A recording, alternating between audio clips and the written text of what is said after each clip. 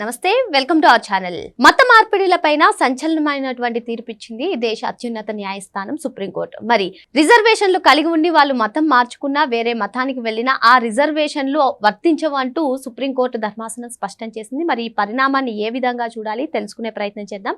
దీన్ని విశ్లేషించడానికి మనతో పాటుగా ఉన్నారు senior journalist doctor Vadlamani Kanakadurga గారు. నమస్తే మేడం. అండి. సుప్రీంకోర్టు మత మార్పిడుల విషయంలో సుప్రీంకోర్టు సంచలనమైనటువంటి తీర్పునిచ్చింది మేడం. మరి రిజర్వేషన్లు మత మార్పిడి చేసుకుంటే రిజర్వేషన్లు వర్తించవు అంటూ సుప్రీంకోర్టు తీర్పు ఇవ్వడం, అసలు ఈ పరిణామాన్ని ఎలా చూడాలంటారు? 1950 రాజ్యాంగ ఉత్తర్వు 3వ పేరాలో 341వ అధికరణం కింద చూసుకుంటే మీరు ఎవరైతే హిందూ, బౌద్ధం, సిక్కు ఈ మతాలు తప్ప మీరు క్రైస్తవంలోకి మారినా, ఇస్లాంలోకి మారినా మీకు ఎస్సీ ఎస్టీ హోదా లభించదు. కానీ అప్పటి నుంచి ఇప్పటి వరకు ఎంతమంది ఇలాగా అంటే అబద్ధం చెప్పే కదా, క్రైస్తవంలోకి మారినా కూడా వాళ్ళు హిందూ పేర్లు పెట్టుకుంటూ వాళ్ళు రిజర్వేషన్స్ అనుభవిస్తున్నారు. అసలు ఎందుకు ఈ కేసు బయటకు వచ్చింది? చింతాడ ఆనంద్ అని బాపట్లకు చెందిన అతను, ఒక పాస్టర్. ఆయన హైకోర్టుకి వెళ్ళారు. వెళ్తే హైకోర్టు మీరు క్రిస్టియానిటీ తీసుకున్నాక ఎస్సీ ఎస్టీ అట్రాసిటీ కేసు చెల్లదు అని చెప్పింది. చెప్తే అతను మళ్ళీ సుప్రీంకోర్టుకి వెళ్ళారు. సుప్రీంకోర్టు కూడా హైకోర్టు తీర్పును సమర్థిస్తూ మొన్న అంటే ఈ నెల మార్చి నెలలో 2026లో ఒక తీర్పు ఇవ్వడం జరిగింది. దీన్ని చాలామంది గగ్గోలు పెడుతున్నారు. ఇప్పుడు గగ్గోలు ఎందుకు పెడతారు? ఇప్పుడు వీళ్ళందరూ కూడా మీరు ఎవరిని తీసుకున్న క్రిస్టియన్స్ని ముఖ్యంగా వాళ్ళు ఏం చేస్తున్నారు?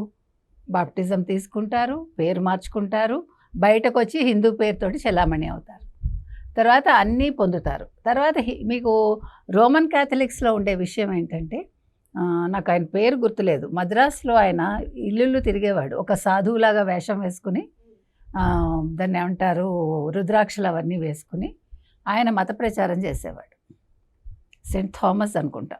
ఇప్పుడు సెయింట్ థామస్ పేరుతోటే సెయింట్ థామస్ మౌంటైన్ ఉంటుంది ఇక్కడ మద్రాసులో. సో నేను అనేది ఏంటంటే ఇది మనకి ఎప్పటి నుంచో స్టార్ట్ అయింది. అయితే ఇక్కడ ఇది ఎందుకు వచ్చింది? వీళ్ళు ఏం చేస్తున్నారు అంటే హిందూ మతంలోని పద్ధతులే అనుసరిస్తారు. నామకరణం చేస్తారు, అంటే బార్సాలు చేస్తారు, పేర్లు పెడతారు, ఒక తాళిబొట్టు కడతారు, అన్నీ హిందూ పద్ధతులే. కానీ క్రైస్తవంలో ఉంటూ హిందూ ప్రసాదాలు తినకుండా వాళ్ళు యేసుని నమ్ముతారు. మళ్ళీ సర్టిఫికేట్ కూడా ఇంట్లో పెట్టుకుంటారు. బాప్టిజం తీసుకున్నామని యేసు బొమ్మతో పాటు బాప్టిజం సర్టిఫికేట్ కూడా పెట్టుకుంటారు. సో ఇంక మీదట ఇది చెల్లదు. అయితే ఇప్పుడు ఏం చేయాలి? ఇప్పుడు ఉన్న వాళ్ళని ఏం చేయాలి? ఇది కూడా సందేహమే. దీని మీద ఒక తీర్పు రావాలి. ప్రస్తుతం కూడా చాలా మంది ప్రజాప్రతినిధులందరూ కూడా సేమ్ అలాగే, అంటే మేము మతం మార్చుకోలేదు, హిందువుననే చెప్తున్నారు, కానీ వాళ్ళు అనుసరించే. ఇప్పుడు మీకు రిజర్వేషన్స్ ఎలా ఉంటుందంటే ఇంక మీదట రాజకీయాల్లో కూడా ఇది వర్తిస్తుంది. కాబట్టి దే హ్యావ్ టు క్లియర్గా, ఇప్పుడు క్రిస్టియన్స్ అయితే క్రిస్టియన్ సర్టిఫికేట్ తీసుకోవాలి, కాదు అంటే వాళ్ళని చెక్ చేయాలి, ఇంటికి వెళ్ళి కూడా చెక్ చేయాలి. ఈ పద్ధతి రావాలి. దీని మీద మరి మళ్ళీ ఎవరైనా కోర్టుకు వెళ్తారా? ధర్మాసనం ఏం చెప్తుంది మనం చూడాలి.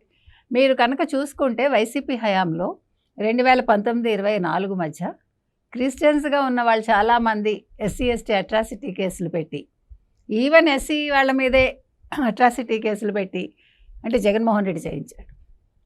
ఇప్పుడు ఆ కేసులన్నీ కూడా నిలవకపోవచ్చు. కాబట్టి మీరు హిందూ మతంలో ఉండే వర్ణ వ్యవస్థ ఏదైతే ఉందో, కుల వ్యవస్థ, వర్ణ వ్యవస్థ, అది మీకు వర్తించదు. ఎందుకంటే మీరు హిందూ మతంలో లేరు కాబట్టి కులాలు ఎక్కడి నుంచి వస్తాయి? అంటే ఇప్పుడు సర్టిఫికేట్స్ అన్నీ కూడా హిందువునని చెప్పుకుంటూ మతం మాత్రం అనుసరించేది క్రిస్టియానిటీ అనుసరిస్తే ఏమవుతుంది మేడం? అదే చెప్తుంటా, అందుకే చెక్ చేయాలంటున్నా. నేను చాలామందిని నేను ఇంతకుముందు చూసా, వాళ్ళు క్రిస్టియానిటీ పాటిస్తారు, నేను క్రిస్టియన్ అండి, నా కూతురో నా కొడుకో హిందూ అని చెప్తారు. ఎందుకని? ఇక్కడ ఇవన్నీ అనుభవించడానికి. మరి ఇది బైబిల్ ఒప్పుకుంటుందా? మీరు మోసం చేయడం తప్పు కాదా? ఇప్పుడు ఏ మతమైనా అబద్ధం చెప్పమని చెప్తుందా? ఇస్లాం అయినా అంతే, క్రిస్టియానిటీ అయినా అంతే.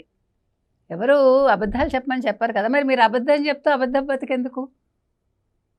మీకు మతమేమో క్రిస్టియన్ మతమా, మీరు హిందువుగా చెప్పుకుంటూ మీరు ఇక్కడ రాజ్యాంగం ఇచ్చిన అన్నీ కూడా మీరు అనుభవిస్తున్నారా?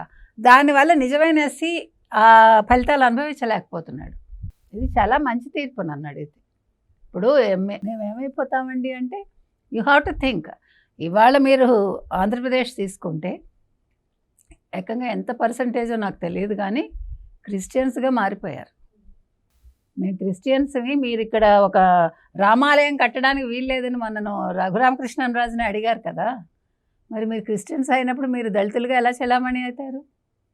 ఒక రామాలయం కట్టడానికి ఒప్పుకోనప్పుడు ఇట్లా అంటే నీకు అవసరానికి హిందూ మతం కావాలి, అవసరానికి నువ్వు ఎస్సీ హోదా పొందాలి, బట్ నువ్వు క్రిస్టియన్గా చెలామణి అవుతావు. ఇంట్లో 2 రకాల పేర్లు పెట్టుకుంటావు. ఇవాళ మీకు టీటీడీలో తీసుకున్నా, ప్రభుత్వ కార్యాలయాల్లో తీసుకున్నా, ఇది ప్రతి రాష్ట్రానికి వర్తిస్తుంది. ఇవాళ సుప్రీంకోర్టు తీర్పుని అందరూ కూడా పాటించి తీరాలి. దీనికి ఇంకా వేరే మార్గం లేదు. మాకు అన్యాయం అయిపోతుంది అంటే అది మీరు ఆలోచించుకోవాలి. మీరు మాకు వర్ణ వ్యవస్థ వద్దు అనుకుని మేము యేసుని నమ్ముకున్నాం అనుకుని వెళ్తున్నారు కదా. పాస్టర్లుగా ఎవరు ఉంటున్నారో మనకు తెలియదు. పాస్టర్లకు ఉండే క్రెడిబిలిటీ ఏంటో, లేకపోతే పాస్టర్లు ఏం చదువుకోవాలో మనకు తెలియదు. దశమ భాగం అయితే తీసుకుంటున్నారు వాళ్ళు ఆలోచించుకోవాలి. ఇది వాళ్ళు ఎందుకు తీసుకుంటున్నారు మనకు అనవసరం. అది ఇచ్చేవాళ్ళు ఇస్తున్నారు, తీసుకునే వాళ్ళు తీసుకుంటున్నారు. అది మీకు ఇష్టమై మీరు ఇచ్చుకుంటున్నారు. అయితే మనం చెప్పేది ఒక్కటే, when you are a Christian మీరు ఆలోచించుకోండి. ఇప్పుడు యాక్చువల్గా జగన్మోహన్ రెడ్డి కూడా క్రిస్టియనే, హీఈస్ నాట్ ఏ రెడ్డి. ఇంక మీద పేరులో మరి రెడ్డి తీసేయాలా, వాళ్ళ కుటుంబాలు అనేవి ఆలోచించుకోవాలి. అంటే ఇప్పుడు ఈవెన్ మోషన్ రాజు గారి పరిస్థితి ఏంటంటారు? మీరు అన్నట్టుగా కనుక ప్రతిదీ చెక్ చేసినట్లయితే కనుక ఈ విషయంలో మోషన్ రాజే ఆన్సర్ ఇవ్వాలి దానికి. మొన్న అడిగితే ఆయనకి కోపం వచ్చింది కదా, చాలామంది కూడా కోపం వచ్చింది. మీరు అలా అడుగుతారా అసెంబ్లీలో అని? Yes, we can ask.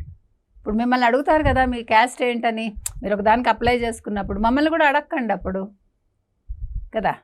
ఇప్పుడు రూల్ అనేది అందరికీ వర్తించాలండి, నిజాయితీ అనేది అందరికీ వర్తించాలి. నిజాయితీగా అడిగినప్పుడు మీరు మమ్మల్ని అడగకూడదంటే మీరు తప్పు చేస్తున్నట్టు అర్థమా? కాబట్టి మోషన్ రాజు కావచ్చు, మరొకళ్ళు కావచ్చు, ఇవాళ క్రిస్టియన్స్ అని చెప్పుకునే వాళ్ళు వాళ్ళ కులనామాలు తీసేయాలి. ఇది ఇవాళ సుప్రీంకోర్టు చెప్పిన తీర్పుని బట్టి మనకు అర్థమవుతున్నది. ఇది జగన్మోహన్ రెడ్డికే కాదు, కరుణాకర్ రెడ్డి, సుబ్బారెడ్డి అందరికీ కూడా వర్తిస్తుంది. ఈవెన్ షర్మిలకు కూడా వర్తిస్తుంది, because she's a Christian. Anil Kumar కూడా వర్తిస్తుంది. మన మొత్తానికి మత మార్పిడులు చేసుకుని రిజర్వేషన్లు ఇప్పటి వరకు పొందిన వారికి ఇది ఒక చుక్కెదురని చెప్పొచ్చు. మరి అంతేకాకుండా ప్రజాప్రతినిధులు ఎవరైనా సరే మత మార్పిడి చేసుకుని, అంటే వాళ్ళు అనుసరించే మతం ఒకటి, పైకి చెప్పే మతం ఒకటి అయినా వాళ్ళని చెక్ చేసి అప్పుడే వారిని ప్రతిపాదించాలని చెప్పి మేడం చెప్తున్నారు. మరో అంశంతో మళ్ళీ కలుద్దాం. Thank you madam. Thank you.